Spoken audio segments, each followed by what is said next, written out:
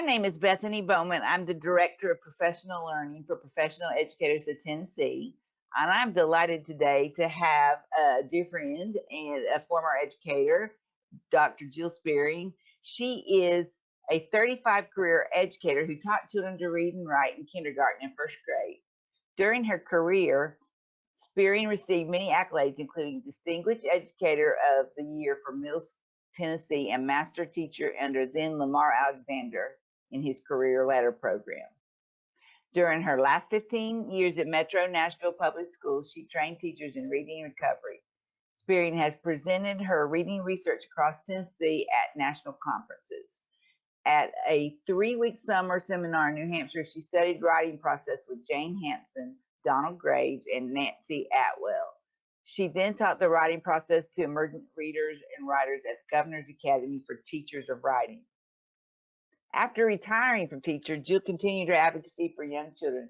She was twice elected to serve on the Nashville School Board, and after serving for 8 tumultuous years on the school board, Spearing published her book entitled Rubies in the Rubble, An Educator's Transformation from Pain to Prominence, from Abuse to Absolution. And so delighted to have you today, Jill. Thank you so much. I am delighted to be here, Bethany. Well, like I said, I've heard your podcast, so I have a little bit of inkling what we've got coming up, and I'm glad that you're being part of our webinar here. As a child, so many children that teachers have in their classroom have traumatic childhood experiences, and you are one of those. So talk about your traumatic childhood experience, and I know it had to do with your father. And then we're also going to talk about the teachers who made a difference in your life, those for good and those for bad. But let's talk about how the trauma started.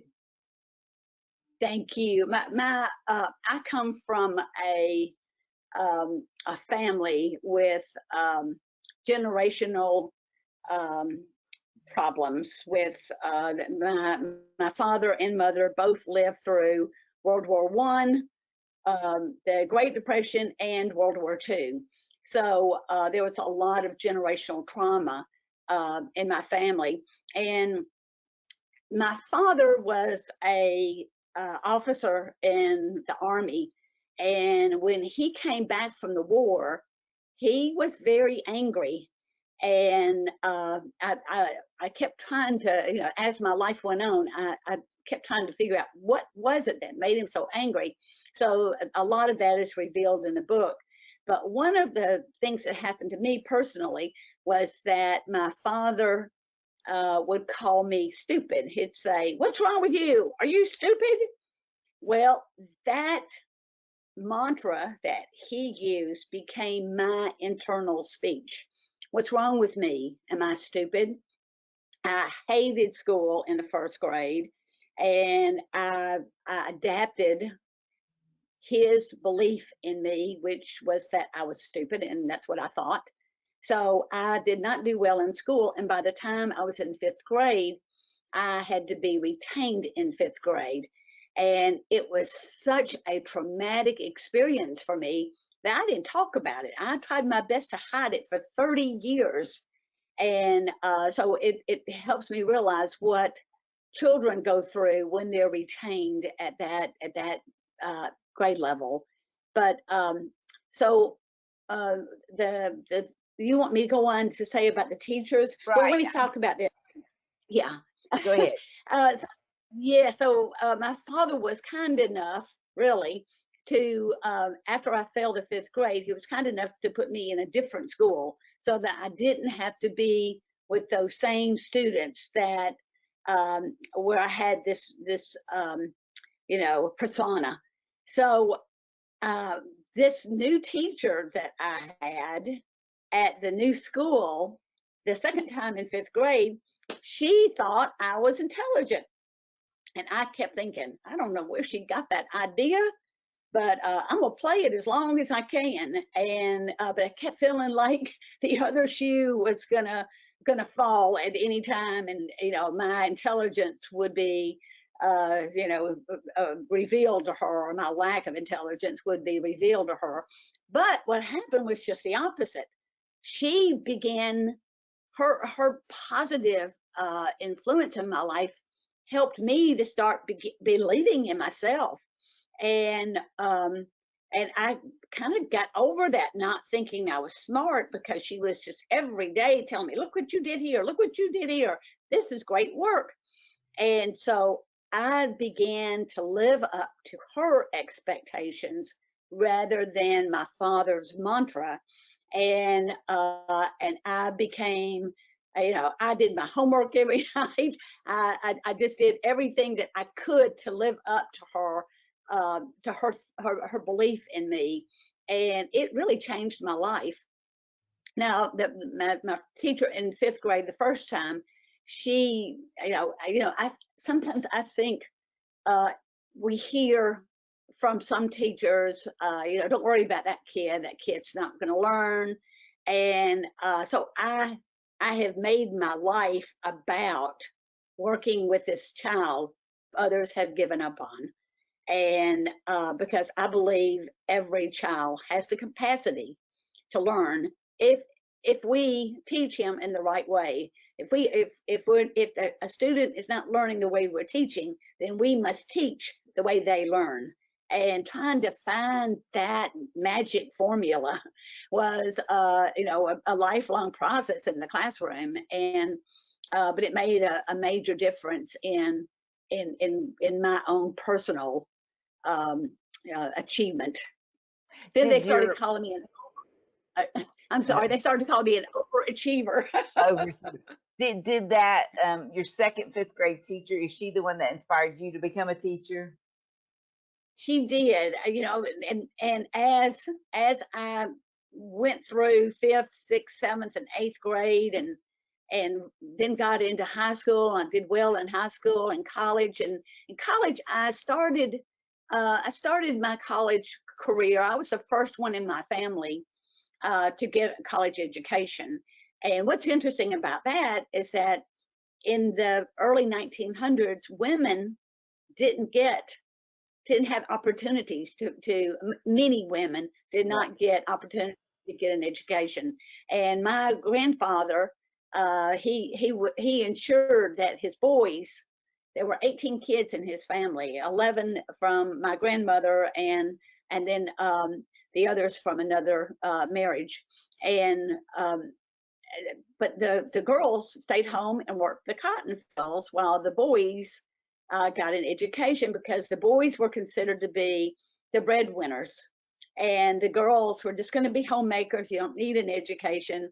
So when my father came back from the war, and I had 4 siblings, we would beg Mother, please get us out of here. And her response was, honey, I can't. I don't have an education. So because that instilled in me, I have got to get an education so I don't get trapped like my mother was.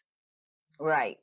So Yes. let's jump ahead now. Now that you've been a teacher and you've been a teacher of teachers, and you firsthand worked with these underprivileged children who have faced trauma, in your book you talk about the need for quality professional development. Tell me how attaining a master's degree in reading impacted your teaching. Thank you. I used to think that as I had 5 years under my belt and of classroom experience, I thought I'd learned so much. But really, I got into a master's program because I wanted more money. But it impacted my teaching so much. The master's that I got was in reading education, and I learned how important it is to, in terms of helping children to learn to read, using the writing process. And as a student, I didn't really, as a young student, we didn't have opportunities to write. Our write-offs were our writing, penmanship and write-offs, which the write-offs really are contradictory to what I wanted to accomplish. But that's the experience that I had as a young child.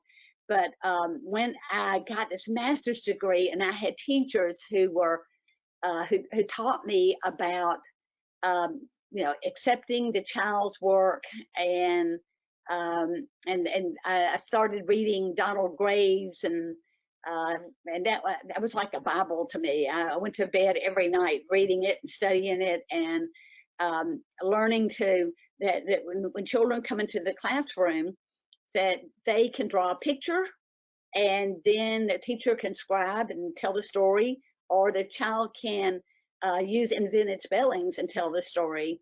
And so we published every child got published every week. So we became a classroom of authors, and the children would write various authors. They just they saw themselves as authors, and they would sit in the author's chair and read their story, and the other students and I would sit on the floor, and we would give say something positive about the work that the author had just shared with us. And the children at one point wanted to write various authors, and several of them wrote to Donald Graves, and Donald Graves wrote them back. And that was a big day in our classroom when we received a letter from Donald Graves telling the children, how he admired their work, and they're using invented spellings to get their message across.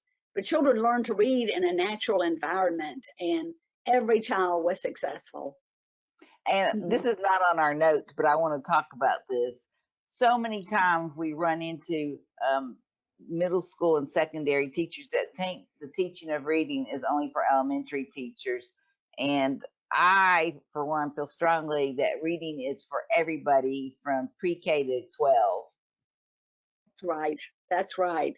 And even my own children, I used to read to them when they were young, and then when they were in high school, I stopped reading to them. And when they they came to me later as adults and said, "Mama, we loved it when you read to us, but you stopped in high school." And children, just like we love these books on tape because we love to be read to, and just to get off into this other world that carries us into places that our imagination can really get in touch with. Yeah. But reading is the basis for every other subject. Yes, it is the baseline, isn't it? It's just the baseline that if a child can't read, they really can't succeed in school. But it's even more than that. We want them to read, but developing that joy in reading. And I fear that what's going on at the state level right now is not enhancing children to become joyful readers. Just reading a paragraph and talking about a paragraph, but reading a book and getting engrossed in that book and having that opportunity, that's just I think that is that's very powerful for students. Right. And regardless of their affluence, every child can read and can go to places that they couldn't go, maybe physically afford to go there, but they can go there in a book.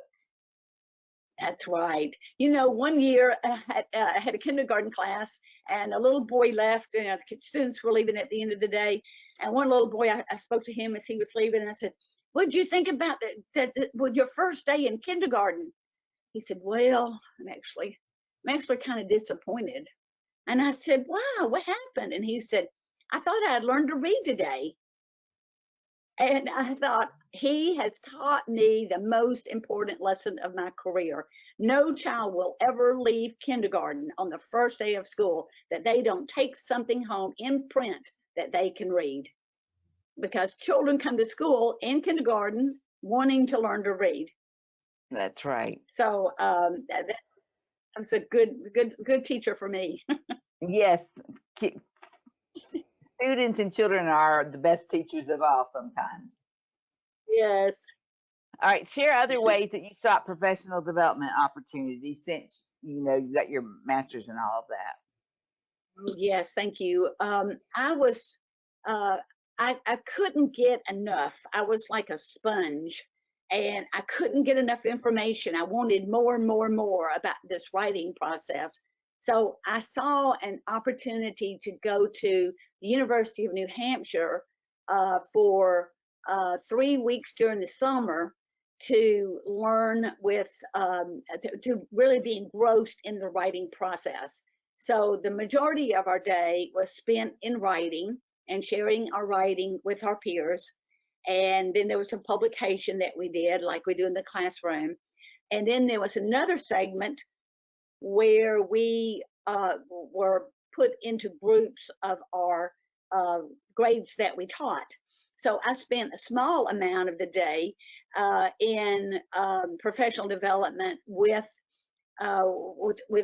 first grade teachers and kindergarten teachers and even second grade teachers. But where I really learned the meat was being engrossed in the writing process with my peers, and really that you put the shoes on of the learner when we are in those processes. So often our professional development is done at the central office, and maybe some of those folks have not been in the classroom in a while, or it's done by outside consultants, or people who have not really been in the classroom. And I also worked a lot in reading recovery. And in reading recovery, no one trains teachers that's not also working with children. And that really keeps us grounded. It keeps us humble, and when we're all grappling with the same problems, and we learn more from people who are learning themselves. So let's talk about, you did your career in education, and then you took what I call a brave leap and ran for school board at Metro Nashville. What did you learn or take away from your time as a school board member? Oh, yes. It was interesting. After I retired, I did a couple of years of 120-day contract. And then one of the council ladies called me and asked me if I'd be interested that the previous person, or the person in that chair, was not going to run. And I thought, gosh, I don't know. I don't know how much money it takes. I'm not a political person. But the more I thought about it, the more I thought, this is what we need. We need educators in those seats, people Yes. who know what it's like to be in the classroom. And so I took a leap, and I asked another person who had been in this District 3 seat, and she asked if she would support me. And she said, "No, Jill, I don't support educators serving on the Board of Education." And I was like, "What?" And she said, "It's just, it just doesn't work out." And I said, "Would you say that about a doctor serving on the hospital corporation?" "Oh, no, I wouldn't say that." "Well, then what's the difference? We need professionals, like Professional Educators of Tennessee. We need professionals in those seats that will bring the perspective of the students, that will bring the perspective of the educators, so that classroom decisions that affect the classroom can have teacher voice input." Yes. And so I agree with you 100%, because so much bureaucratic is what I call top down, but they need to know what's really going on. And what a better person Yeah. than you, who have dealt with it personally as a child. You dealt with it, then you dealt with it as an educator, and I just can't imagine not having a better board member than you. So it says, Oh, another question is, you said teachers' voices are needed, just like we were talking about in your leadership.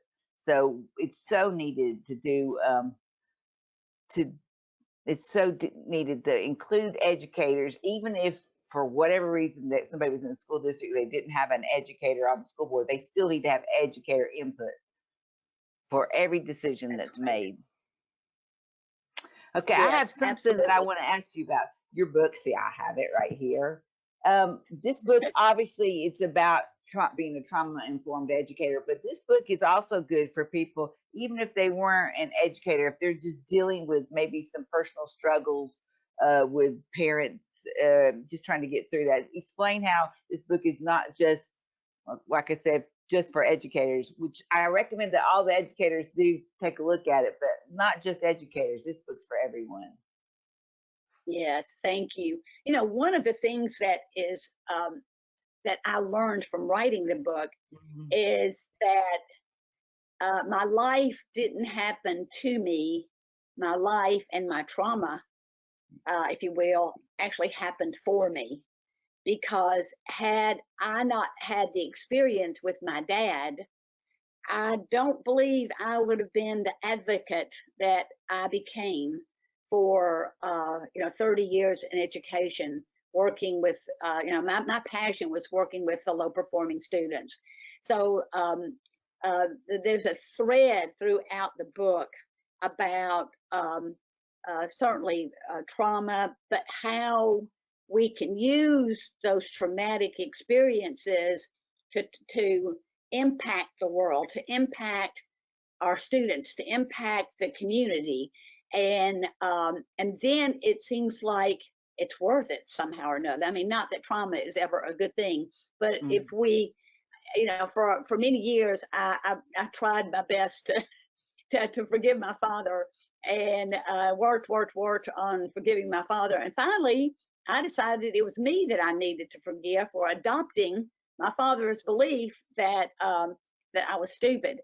And of course my father eventually saw that that was not accurate. Now he never came right out and said that to me, but I could tell from the way he treated me. But the book really is for anyone who's been through any trauma.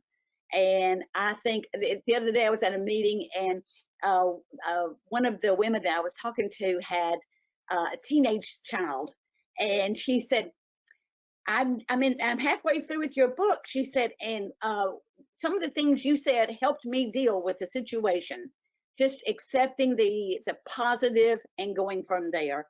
And we do this in education so often. We, instead of telling a child not to run, we tell them to walk. So we're not telling them what not to do, we're telling them what to do. And that, I think that would be helpful for anyone with children, or anyone who plans to have children, and certainly educators that are in the classroom. And what I've heard from educators is that they walk away from the book with a feeling of, oh my goodness, what I'm doing is really making the difference. Some of the children that I taught in reading recovery in first grade graduated from high school and invited me to their graduation ceremony, and one of them whispered, "I wouldn't be here if not for you, Miss Jill." So those kinds of experiences really make a life in the classroom that's difficult worth it. Absolutely. And I think you would encourage people, to not give up on themselves and not give up on students. Yes, that's right. And to seek the professional opportunities that, if they're not in the state, go outside of the state. But I think always searching, and I think that's a hallmark of a good educator, is that we're always trying to improve, and we're always trying to be sure that we're reaching every child in our classroom. And like you said earlier, you might be in fifth grade or seventh grade, and you may have some non-readers in there, or some third grade readers in an eighth grade class, and we don't want to just let those students roll over and think that there's somebody else's problems. We, as educators, we have to be activists for their education, and to ensure that all children are uh, excelling in from whatever part or whatever point they come to us. Yes. So tell it says tell others how to get your book. We got the books we got from Amazon, but is there information that you can provide at it? Yes, if you go on Amazon or Barnes and Noble, Mhm. I understand that it also is on Walmart and different places. But right now they're all available online. There's no bookstores that are carrying them right now. So, but even Barnes and Nobles doesn't have there's no fee for for sending the book out at Barnes and Noble. Of course, there is on Amazon, but if you just put Rubies in the Rubble, you might get another site. But if you put book Rubies in the Rubble or Rubies in the Rubble Speering, then it will come up. And then I'm going to be speaking at the Delta Kappa Gamma educational sorority in June, and I'll have books for sale there and be signing books.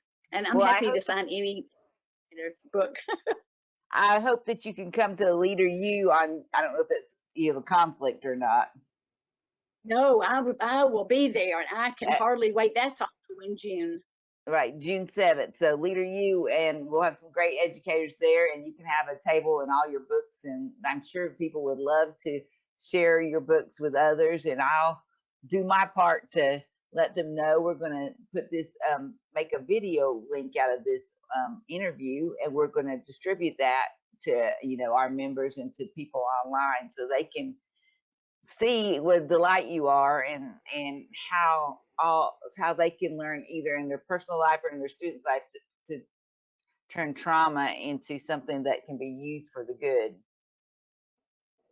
Yes, thank you. I'm really looking forward to the conference and look forward to seeing you and being there and meeting the teachers around the state. So it'll be wonderful. All right. Well, it's been very nice to talk to you, and everybody go to Amazon and get the book Rubies in the Rubble. Rubies in the Rubble, Amazon.com. Thank you very much for your time, and we will see you in June.